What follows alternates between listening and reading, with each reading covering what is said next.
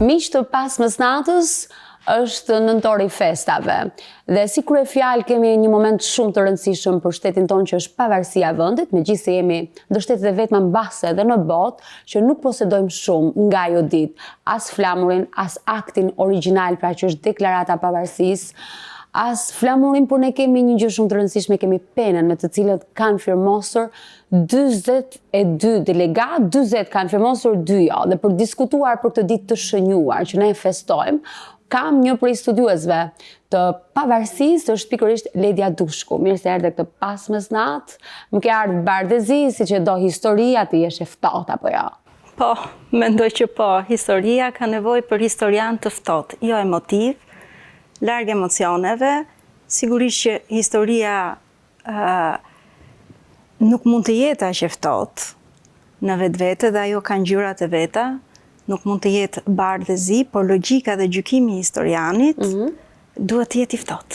Dhe në fakt, ju jeni nga ato historian ose historiane të cilët doni që festa mos jetë me entuziazmin e saj, po do ta shikosh në aspektin racional, për që një ftohtë kundrejt fakteve dhe posedimeve që ne kemi për këtë ditë shënjuar apo jo?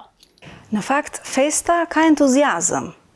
Por historia nuk është gjithmonë fest.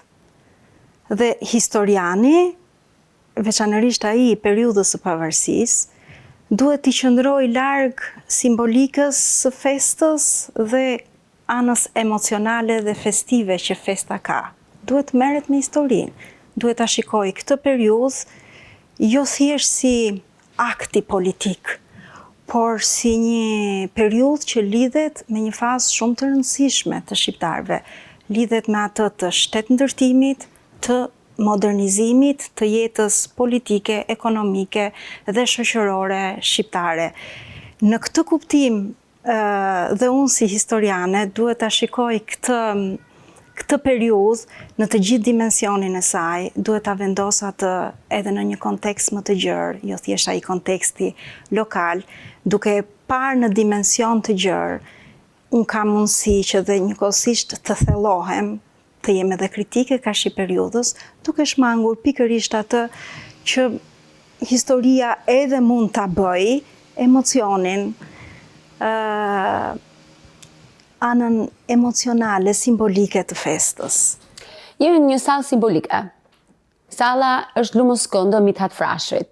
Nga ana tjetër kemi dy elemente shumë të rëndësishme që kemi në sfond. Është flamuri që tregon gjakun e derdhur, edhe për të ardhur drejt pavarësisë, se ka raste kur thuhet nuk është shkrepur asnjë armë për të ardhur drejt pavarësisë dhe kjo është abuzive. Dita e ceremonialit sigurisht që është festive dhe do të jetë fest. Dhe nga ana tjetër është pena. Në fakt është një ndër artefaktet e vetme që ne posedojmë origjinale nga ajo ditë e shënjuar. Dhe në vërtet, me penë e me armë, kemi ardhur drejt pavarësisë apo jo? Po, sigurisht është shumë e vërtet ajo që ju thatë, që ne nuk posedojmë elementet origjinal të asaj dite, ne nuk posedojmë atë që tashmë e njohim si dokumentin e shpalljes së pavarësisë, ne nuk posedojmë bisedimet origjinale të Kuvendit të Vlorës, jo se nuk posedojmë bisedimet që realisht kanë ndodhur atë ditë, proces verbalet ekzistojnë, ato janë botuar për herë të parë tek Përlindja e Shqipërisë, organi zyrtar i qeverisë përkohshme të Vlorës, në fund të 13-ës duke vijuar edhe në fillim të vitit 1914 dhe Lev Nosi në 1924, kur i ka botuar tek një vëllim me dokumente që ai nxirrte në Elbasan, shumë domethënës dhe shumë të vlefshme për historinë e Shqipërisë, dokumente që i kanë shërbyer historisë së Shqipërisë, i citon pikërisht nga Përlindja, që do të thotë në vitet 20, në fillim të viteve 20, ne nuk i kishim proces verbalet në origjinal të Kuvendit të Vlorës. Sigurisht që nga ajo ditë na mungojnë dhe elemente të tjerë të rëndësishëm. Pra, mos mendohet që të gjithë këto elemente shumë të rëndësishme për një shtet, që është deklarata e pavarësisë, që është flamuri, që është valvitur në godinën historike ku bëhet celebrimi dhe foto historike që është shkrepur të asaj dite që nuk e kemi, kanë qenë të gjitha së bashku, me qenë se janë zhdukur në një mënyrë të tillë që nuk janë këto elementë të rëndësishëm? Mund të kenë qenë të gjitha së bashku, jemi me mund. Megjithatë, fakti që ne kemi deklaratën e pavarësisë ndonë se jo në origjinal, dhe deri më tani mundësia që ta ketë pasur dhe ta ketë zotëruar dokumentin në origjinal, lefnosi, është e madhe, do thotë që nuk kanë qenë të gjitha në një dorë, se po ashtu do t'i kishte lefi të gjitha. Dhe lefi bisedimet e kuvendit në origjinal nuk i ka pasur, për sa kohë citon për lindjen, kur i ka botuar në 1924. Ndërkohë që ne nga ajo ditë na mungon flamuri. Lefi është protagonist, sepse Lef Nosi është pyetur në lidhje me flamurin e pavarësisë. Ka dhënë ai versionin e vet. Cili është versioni i Lef Nosit? Sepse ne dim Ledja, edhe ju bashkë me mua, kemi bërë shumë përpjekje ku janë edhe flamujt historik, janë mbi 23 flamuj në Muzeun Historik Kombëtar, në fondin që janë ruajtur më përpara dhe përsëri janë bërë shumë kërkime, sidomos në 100 vjetorin e pavarësisë, që mund të gjendej ai flamur historik të restaurohet dhe nuk është gjetur, por që ka variante nga më të ndryshme, të paktën 10 personazhe të tjerë, kanë dalë, kanë thënë që ky është flamuri që është valvitur në ditën e pavarësisë së vendit e tjerë. Pra, besoj se je dhe i keni botuar. Pra, si duhet, pse kemi kaq të vështirë ne të vërteten me historinë, të vërteten me artefaktin si popull? Unë mendoj që sensi i lartë i protagonizmit tek shqiptarët është një nga arsyet. Sensi i lartë i protagonizmit tek protagonistët e asaj dite. Memoria e shkurtër historike, sepse nuk ka si shpjegohet që nga fundi viteve 20 e deri në fund të viteve 30 kemi mbi 10 variante që qarkullojnë në lidhje me flamurin e pavarësisë, që në vetvete flet për një marrëdhënie problematike të shqiptarëve me të vërtetën. Sigurisht që jo të gjithë variantet që ekzistojnë, pra të 10 variantet që unë përmenda, janë ato që krijojnë besueshmëri. Në mendimin tim si historiane, unë mendoj që janë 3 variante që duhen marrë në konsiderat. Për shembull, nuk janë 10, po janë 3, i ulim në 3. Dhe mbi të cilët do duhet të vijojë kërkimi, se mbase me kalimin e viteve mund edhe të gjejmë flamurin që dora Ismail Qemalit ngriti atë ditë enjte të 28 nëntorit 1912. Varianti i parë lidhet me Marigo Pozion. Është varianti që del më afër 28 nëntorit të vitit 1912. I përket vitit 1928, është një shkrim në shtypin e kohës nga Kristof Lloqi. Kishte dalë ligji për veteranët dhe diskutohet në lidhje me shpërblimin e veteranëve. Dhe Kristof Lloqi në një shkrim të tij kërkon që Marigo Pozio, një personalitet i lëvizjes kombëtare shqiptare dhe qëndistare e flamurit të pavarësisë, do duhet të merrte shpërblimin e veteranit që deri më tani nuk e merrte. Pra ky është momenti i parë në kërkimet e mia të deri sotme ku përmendet për herë të parë emri i Marigos. Dhe intervista, shkrimi i dhënë nga Kristof Lloqi përforcohet edhe nga të tjerë personalitete në Vlorë. Ndërkohë që disa vite më vonë është sërish Kristof Lloqi, i cili e përmend sërish emrin e Marigo Pozios, por thotë që jo vetëm që ndisi flamurin e pavarësisë që ngriti Ismail Qemal Vlora, por të gjithë flamujt që u ngritën në Vlora të ditë, duke e veshur këtë variant me element mitik, sepse nuk ishte e pamundur që Marigoja të qëndiste të gjithë flamujt e asaj dite. Në periudhën e komunizmit, pastaj, fakti, ky ishte varianti vetëm, pra ishte varianti zyrtar, që pranoi që Marigo Pozio që ndisi flamurin e pavarësisë, i futur edhe tek filmi Nëntori i dytë, që të gjithë ne tani më e dim, vajza që kishte qëndisur flamurin. Varianti i dytë i përket familjes Vlora, posaçërisht e qerem Vlorës. Në fund të viteve 20, përkatësisht në dhjetor të 1929-ës, në kuvendin e Shqipërisë është diskutuar në lidhje me flamurin dhe parlamenti asaj kohe i ka kërkuar qeverisë që të interesohet dhe flamurin e pavarësisë ta marrë dhe ta ekspozojë në muzeun kombëtar.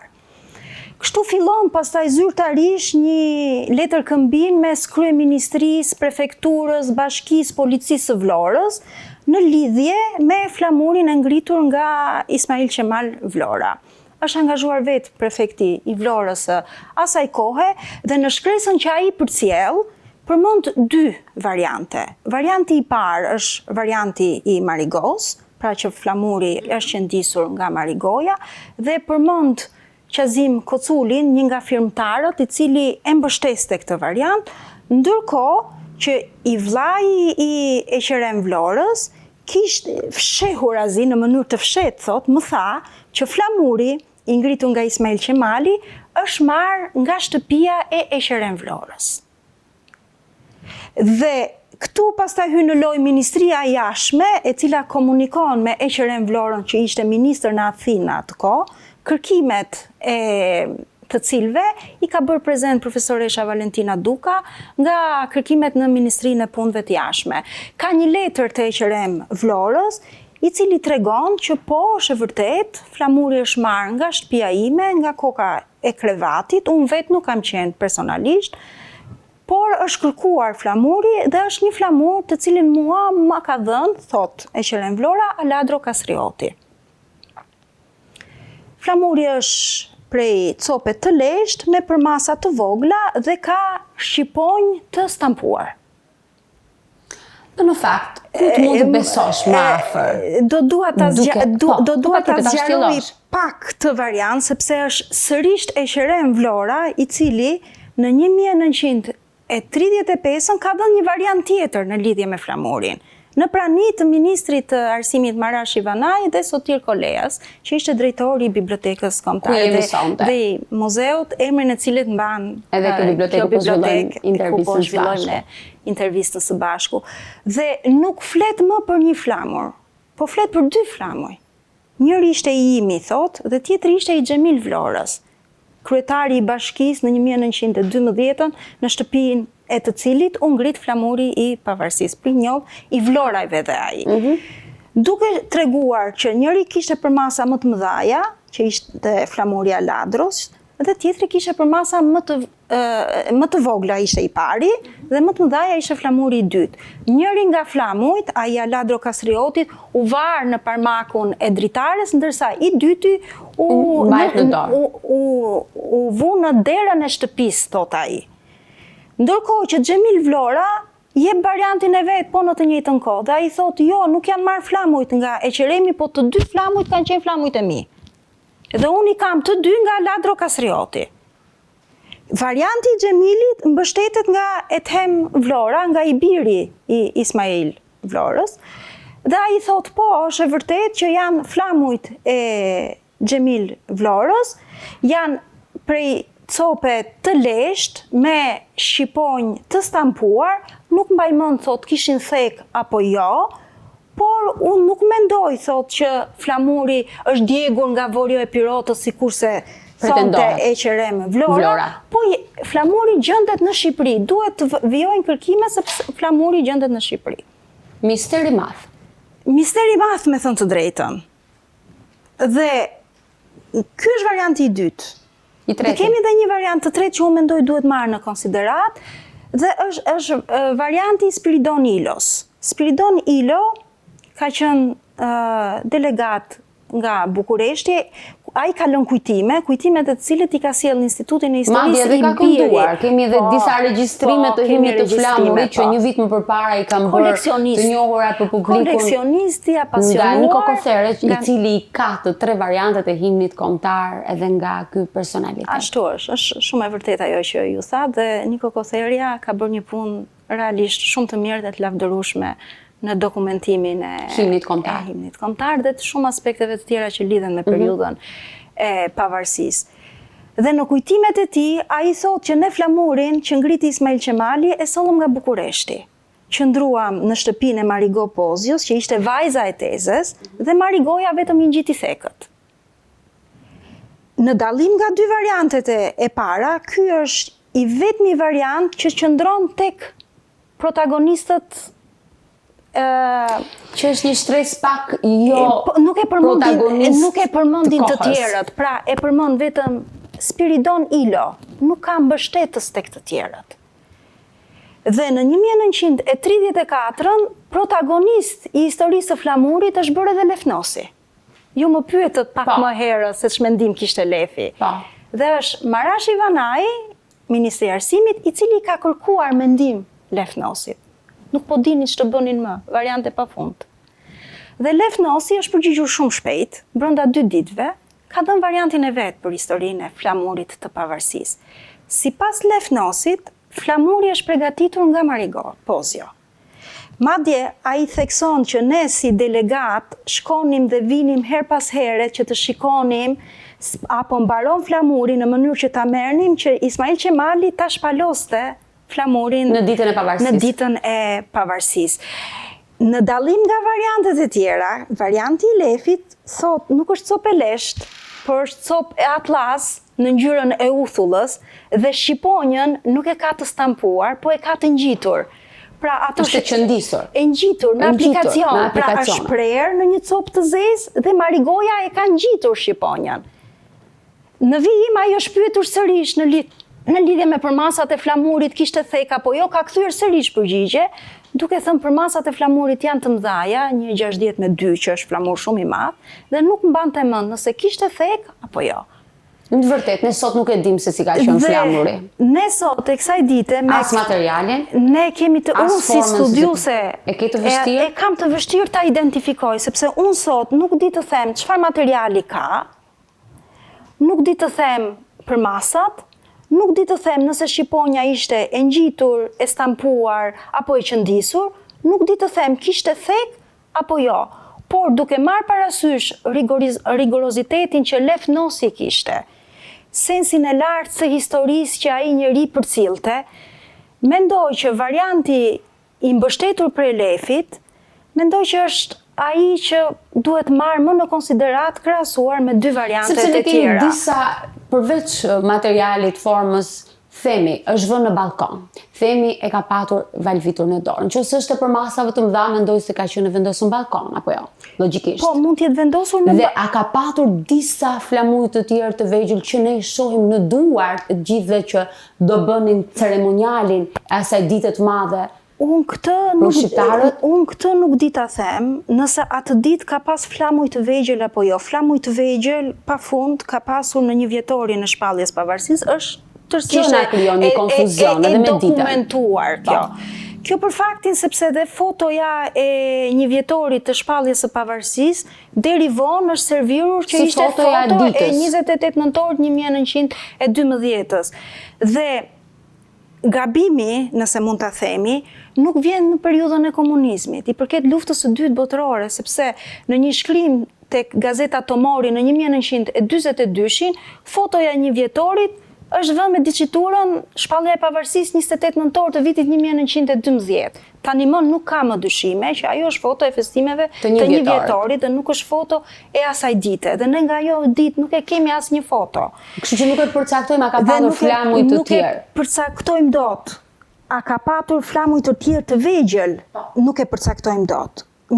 Entuziazmin e njerëzve të asaj dite ne e përcaktojmë sepse na vjen nga dokumentacioni i kohës. Po, edhe zbardhjet ndërkohë që dim me siguri nga dokumentacioni i kohës, përkatësisht nga raporti që konsulli austro-hungares ka nisur në Vjenë në 29 nëntor të 1912-s, ku përshkruan atë që kishte ndodhur në 28 nëntor të vitit 1912, dhe ai shprehet që në 29 nëntor të 1912-s, në të gjitha institucionet qeveritare, godinat qeveritare në Vlorë, kishte flamuj që valviteshin. Pra, nuk është e vërtetë që një ditë pas shpalljes. Një ditë pas shpalljes së pavarësisë. Po festohej pastaj. Që dita e festës, po. Pra, nuk është e vërtetë ajo që shpesh herë është thënë mbandje dhe e Qeren Vlora e thotë te kujtimet e veta që nuk kishte flamuj. Në Vlorë kishte flamuj. Shqiptarët e njihnin flamujin e tyre. Fakti që në 29 nëntor, në të gjitha ndërtesat qeveritare ka flamuj që valviten, e hedh katërsipërisht poshtë këtë që nuk ka pas flamur. Variant. Mbase edhe kaq shumë variante që ekzistojnë në lidhje me atë flamur, të ngritur nga dora Ismail Qemalit që është një vetëm, mbase janë të gjithë flamujt e ngritur në Vlorë. Mister dhe kjo mjergull, sa rëndësi ka ai flamur historik në të vërtetë? Sigurisht që ai flamur ka rëndësi, ka mbart rëndësinë e asaj dite. Është një element shumë i rëndësishëm i asaj dite, i protagonizmit të shqiptarëve, i gjakut të derdhur të shqiptarëve, i përpjekjeve të shqiptarëve si me luftë, si me penë, si me diplomaci, për të arritur tek ajo ditë. Ka dhe diskutime sa i përket momentit kur është dita, ora, më sakt, kur u mbledhen, si erdhen, ka shumë, nuk e di pse kemi kaq të vështirë të mirë përcaktojmë gjërat. Nuk i kemi dhënë rëndësinë e duhur mbase. Nuk i japim rëndësi detajeve. Në fakt, cila është ora kur u shpall pavarësia? Thuaj që është mesdita. Unë mendoj... Disa të tjerë thonë që është nga buz mbrëmja ku nuk lexoheshin shumë mirë dhe flamujt. Nga kërkimet e mia, unë do them diçka këtu, edhe data kur do të shpallej pavarësia, unë kam disa burime që theksojnë që ishte lënë për të shpallur në datë 3 dhjetor, sepse pritej të vinte Myfit Libohova. Pritej që të vinte si delegat në Vlorë. Shkuam tek 28-a me nënxitje e sipër, sepse grekët që kishin vendosur bllokatën detare, pritej që të prisnin kabllon telegrafike. Dhe nëse pritej kabloja telegrafike, ishte shumë e vështirë që Europa, fuqitë e mëdha të njoftoheshin për atë që ndodhte në Vlorë. Kështu që në ato në ngutje e sipër, gjithçka është bërë në ngutje e sipër. Duhet bërë shpejt.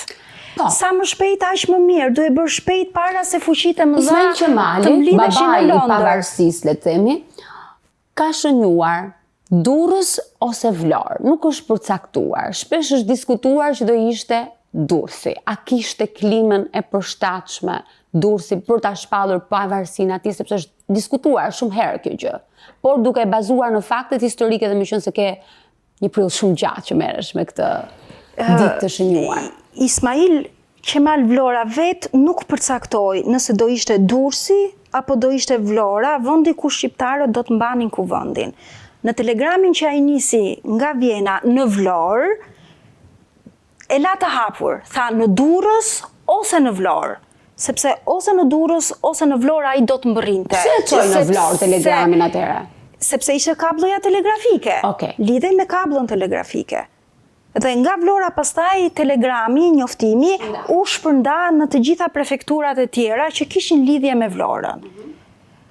Por çfarë ndodhi? U shpërnda telegrami Ismail Qemalit dhe njëkohësisht me të u shpërnda dhe një shënim që komiteti i ngritur në Vlorë bëri për prefekturat, duke thënë që kuvendi do mbahej në Vlorë, sillni delegat se kuvendi do mbahej në Vlorë.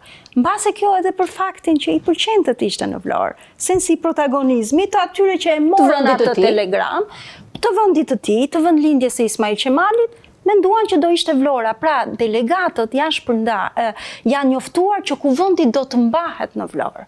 Se ka pasur diskutime që nuk e pranoi Esati, por kjo nuk është e vërtetë, ai nuk ishte në Durrës. Esat Pasha nuk ishte në Durrës. Esat Pasha ishte në Shkodër, në mbrojtje, si komandant i Redife në mbrojtje të Shkodrës, nga forcat malazeze. Që ka pak të naj aty, ka pak mister figura e tij në raport me mbrojtjen e forcave malazeze. Në fakt ai është komandant i Redifëve.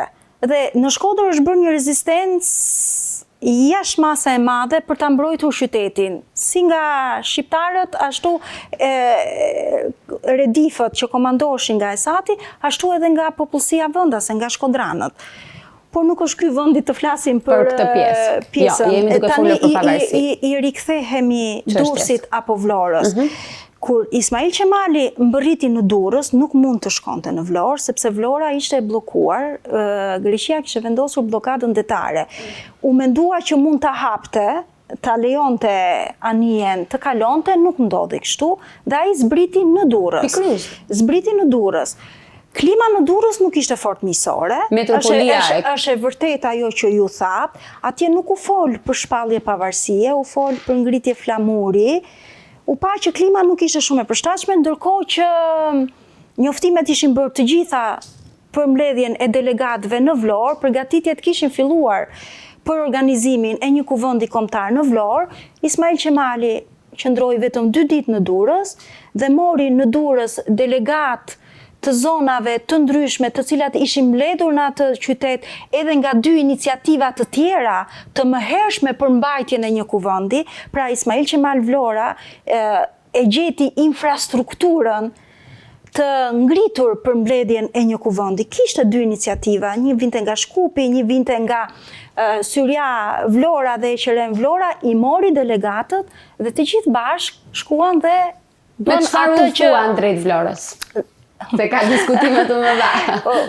Udhëtim atëherë nuk kishte tren. Rrugët ishin shumë të këqija, jemi në kohë dimri me shumë shi, ashtu sikur se kjo ditë e sotme dhe siç ndodh shpesh herë në 28 nëntor, koha është e keqe, është shi, karroca. Çan natyra i bie. Çante natyra në fakt, periudha ka qenë shumë e vështirë, situata ka qenë me karrocë ka shkuar. Me karrocë. Siç e dim. Edhe me kuaj. Me një udhëtim që realisht ka qenë shumë i vështirë për moshën e tij, me një mot shumë problematik, por ja doli të bënte atë që shqiptarët kishin vite shekuj. 40 delegat, po pjesëmarrja ka qenë shumë e gjerë, apo jo? Në aktin e pavarësisë ka 42 janë numri i delegatëve, 2 nuk kanë firmosur.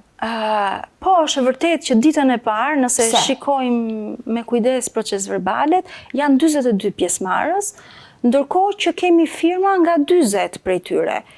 Nuk dihet arsyet pse 2 prej tyre, njëri është delegat i Gjirokastrës, Aziz Efendi Gjirokastra, dhe njëri është delegat i Shijakut, nuk dihen arsyet, mbase në momentin kur janë hedhur firmat nuk kanë qenë prezent, mbase nuk kanë pasur guximin që patën 40 të tjerët.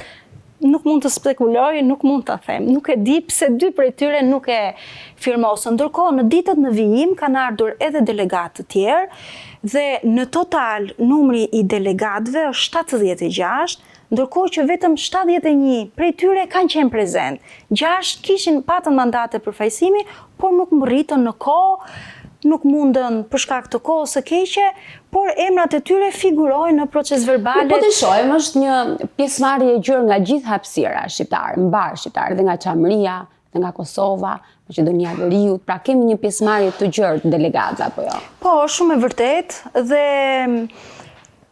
kemi pjesëmarrje nga gjithë hapësira shqiptare dhe nga diaspora. Pra, delegatët e Bukureshtit përfaqësojnë diasporën shqiptare. Është e vërtet që jo të gjithë mundën të vinin nga zonat që përfaqësonin dhe shpesh herë mandatet e përfaqësimit i shpërndau vetë kuvendi i Vlorës. Është e vërtet që disa persona mbartnin përfaqësim për disa zona. Edhe Mithat Frashi, ku jemi në të sallë që mbartë këtë emër. Po, mbarte mandate përfaqësimi për disa zona, por e rëndësishme është që të gjithë ata që morën pjesë dhe përfaqësuan të gjithë hapësirën shqiptare janë të gjithë me mandate përfaqësimi. Pra, ata mbartnin legitimitetin e krahinave të cilat përfaqësonin.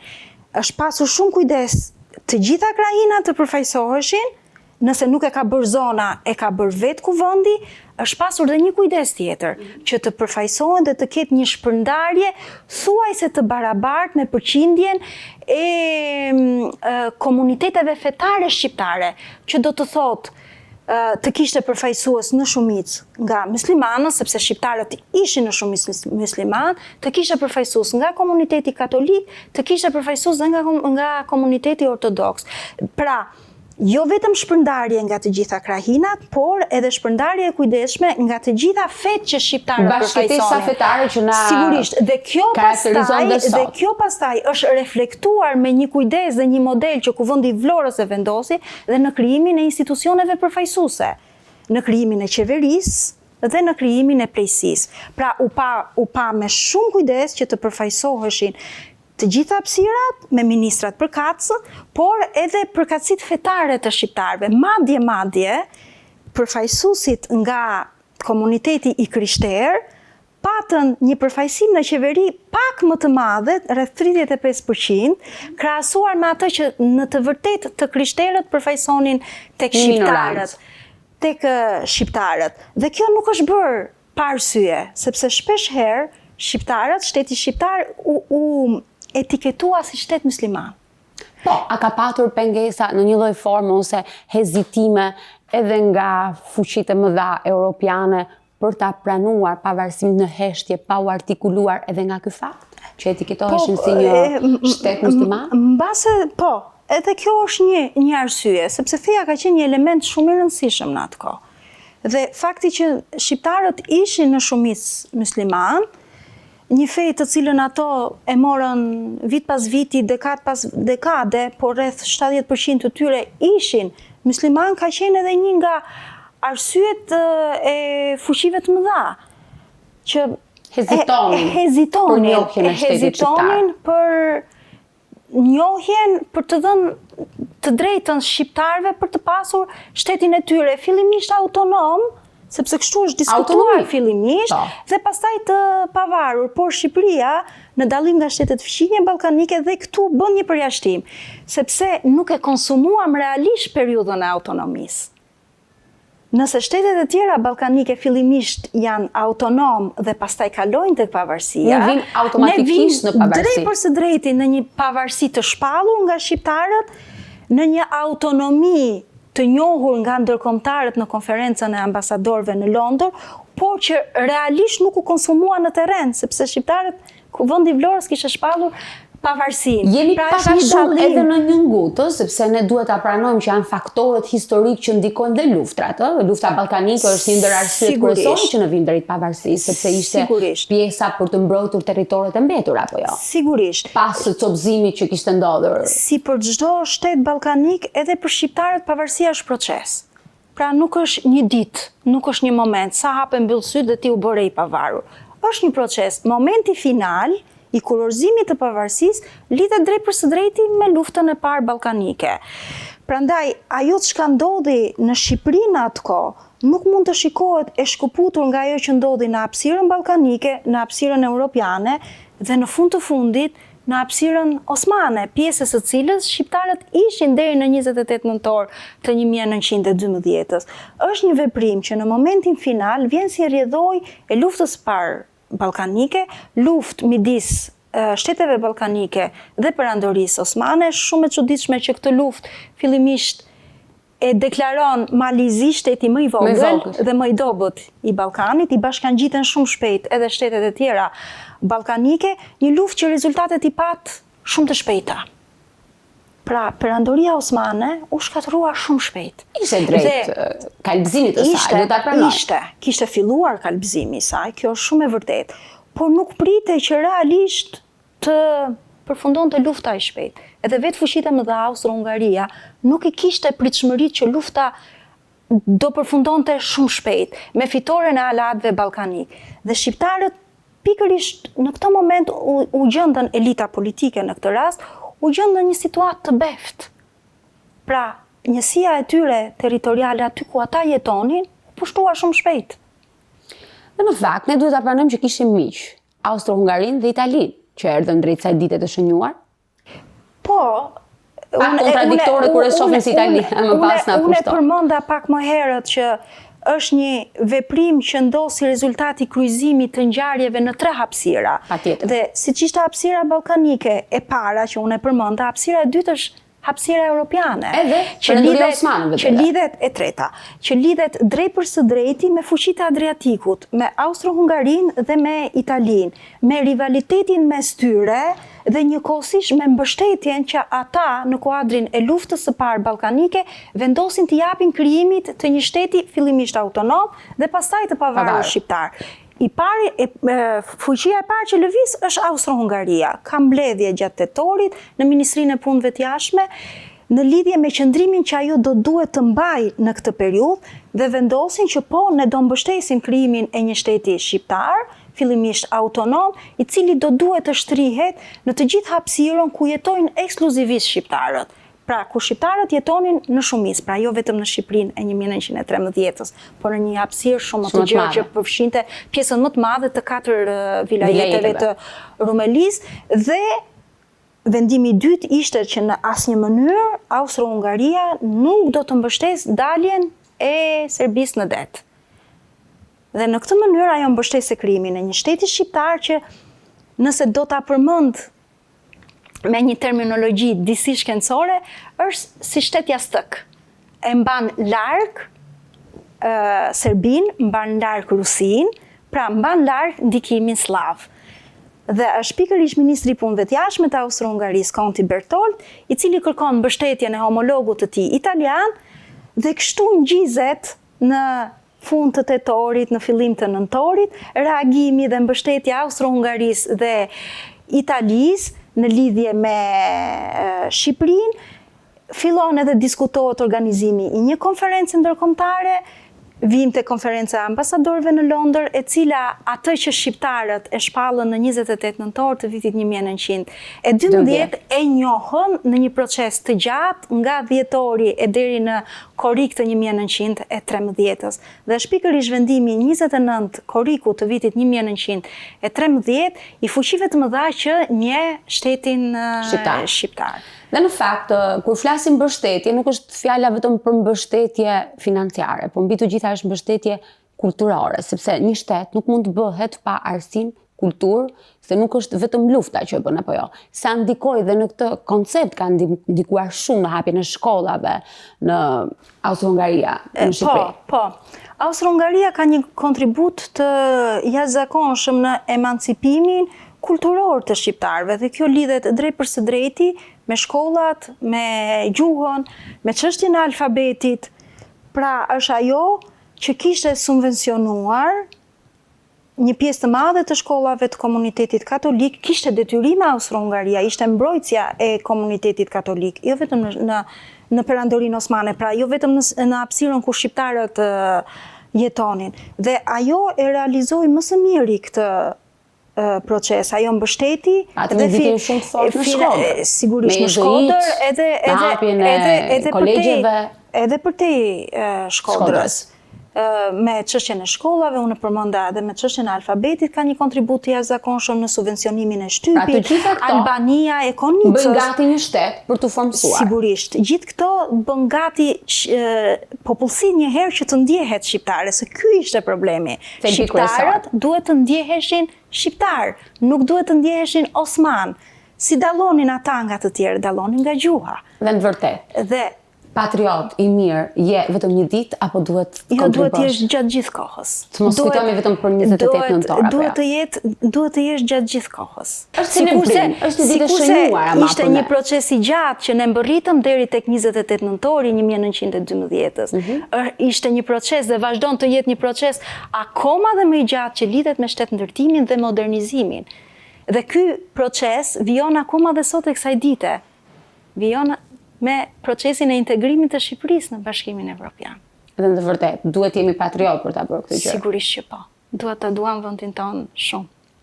Në fakt, Ismail Qemali njihet si babai, por kishte babai që kishte edhe shumë djemë të tjerë që mbështeten drejt këtij udhtimi. Kush janë tjera figura shumë të rëndësishme për shtetin shqiptar e për historinë e vendit tonë? Ka shumë figura për këtë ditë. Sigurisht që Ismail Qemali ishte kryesori i asaj dite, por nuk ishte i vetmi. Unë e përmenda më herët që gjithçka është proces. Elita politike shqiptare, e shkolluar, e arsimuar, kishte kuptuar që po vinte dita që gradualisht ne do të shkëputeshim nga perandoria osmane. Dhe sigurisht që ky proces nuk i përket dot vetëm një njeriu. Ai nuk është vetëm Ismail Qemali. Për mua, Ismail Qemali është simboli i unitetit të shqiptarëve dhe i aspiratës së shqiptarëve për vetëqeverisje. Dhe prandaj me të drejtë ai konsiderohet si babai i pavarësisë dhe një nga shtyllat kryesore të procesit të shtetëndërtimit. Por edhe në Vlorë ai nuk ishte vetëm. Kishte në krah Luish Gurakuqin, kishte në krah Lefnosin, Mithat Krashërin, dhe shumë personalitetet të tjera. Dhe kur i shikon në fakt, këtë pazull të shtetëformimit tonë. Një pjesë arritën të shkonin në Vlorë, shumë të tjerë nuk mundën të shkonin në Vlorë. Prandaj, ajo që ndodhi në 28 nëntor të 1912-ës nuk është thjesht çështje emrash. Është çështje fryme, është çështje ndjenje, është çështje përkatësie. Vërtet. Dhe në fakt kur e shikon, se e nisa pak më herë për thënë që kur shikon pazullin e këtyre burrave, janë burra shumë të mençur që sot i mungojnë politikës elita të tilla apo jo. Unë mendoj që janë burra të mençur dhe janë burra guximtar. Të ditur, edhe të formuar. Janë edhe guximtar në atë moment, se të dilje kundër perandorisë osmane që ishte e madhe. Ishte e fuqishme pavarësisht se ishte në degradencë. A ka drejtëhije figura Ismail Qemali? Si çdo figurë. Edhe ata ishin njerëz, kanë pluset, kanë minuset e veta. Asnjë njeri nuk shikohet bardh apo zi. Ajo çka për mua si historiane është steka, është interesi kombëtar. Sa figura, personaliteti historik punon në dobi të interesit kombëtar. Pra, nuk ka rëndësi a flirtuan me vendet të huaja nëse bën këtë në të mirë të vendit dhe kombit. E rëndësishme është interesi kombëtar. Nëse është në të mirë të interesit kombëtar, atëherë çdo gjë është okay. Sigurisht që janë njerëz, janë me pluse dhe minuse, si gjithë ne sot. Si duhet ta shohim 28 nëntorin?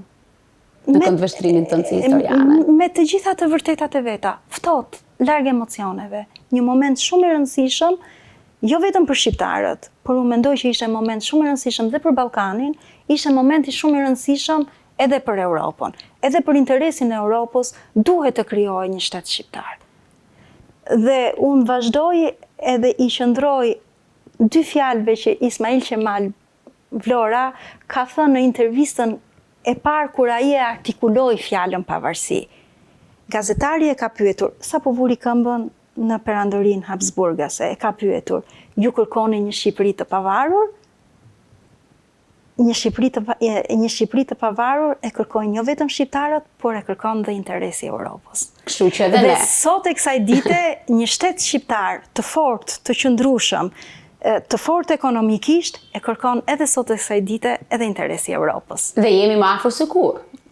Ne duhet jemi pjesë e asaj familje, jemi birë të Europës, por nuk na ka futur ende në mbredhen e vetë si ç'duhet. I përkasim asaj familje. Beson që jemi më afër se kur për të qenë le të themi vërtet pjesë. Mendoj që jemi afër, sigurisht na duhet punë, por mendoj që jemi më afër se kur sot. Lidia, unë të falenderoj shumë për këtë intervistë dhe për mesazhet që dham dhe për të hedhur dritë mbi këtë ditë të shënjuar të shqiptarëve dhe mbi faktet historike që është mirë, pse jo, artefaktet t'i gërmojmë, t'i gjejmë, se na bëjnë nder dhe vlerë apo jo. Cili është mesazhi që jep mbi gjitha brezit të ri për flamurin ton shqiptar edhe për pavarësinë? Mesazhi që ja brezit të ri është një dhe i vetëm, të lexojnë sa më shumë. Të mos trëmben nga leximi. Sa më shumë të lexojmë, historia nuk është një dhe e vetme, historia është shumësi. Faleminderit shumë që ishe me ne në këtë pasmë. Faleminderit. Gëzuar festën nuk ka ditë më të bukur, ku qezi nuk duhet jemi vetëm një natë, por duhet jemi gjithmonë në zemër, ta kemi Shqipërinë dhe të bëjmë gjërat më të mira për vendin tonë, që aspirojmë të jemi pjesë e Europës. Faleminderit që na ndiqni.